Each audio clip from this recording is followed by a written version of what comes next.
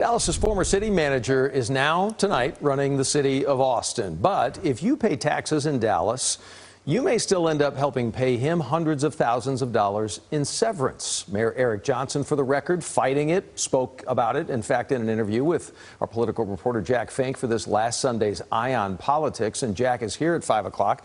So what does he think he can do about it? Well, Doug, Mayor Eric Johnson sent this memo to the city attorney saying former city manager T.C. Broadnax should not be paid a severance. As we first reported on Sunday, the council shifted money into the city manager's account to make it available for that purpose. Mayor Johnson told me he is a hard no. I'll be very honest with you, Jack. I hope not. I hope we're not on the hook for that. 2 days after our interview aired on Eye on Politics, Dallas Mayor Eric Johnson kicked up a notch his opposition to paying former city manager T.C. Broadnax a severance close to his annual salary of more than $423,000. The mayor fired off this memo to city attorney Tammy Palomino, saying, quote, "I am writing to express my opposition to the city of Dallas paying any severance to Mr. Broadnax." Johnson then asked Palomino, as the city of Dallas's chief legal counsel, whose job it is to defend the residents and taxpayers of Dallas, could you please clarify the following? Considering the highly questionable nature and background of Mr. Broadnax's resignation, should Mr. Broadnax be paid severance pay from the city of Dallas? Broadnax resigned February 21st, and on April 4th, he was hired as Austin's new city manager.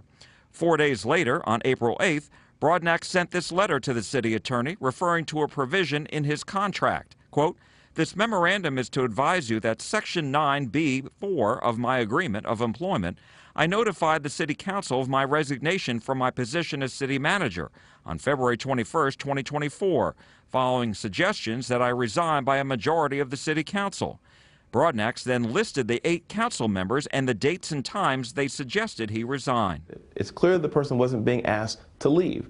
Someone wanted to leave and take another position, and they did. You have the right to do that. But do you have the right to walk out the door with $500,000 of taxpayer money? Last week, the city council voted to shift an extra $419,000+ into the city manager's office, which would make the money available for Broadnax's severance.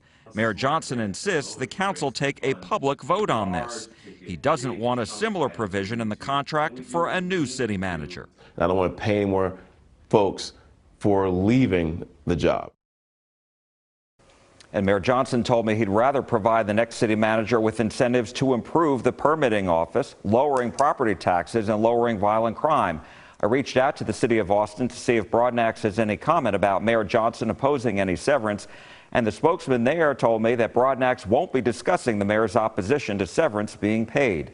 We've got the full interview with the mayor on our website, CBSNewsTexas.com. Go to the Eye on Politics section.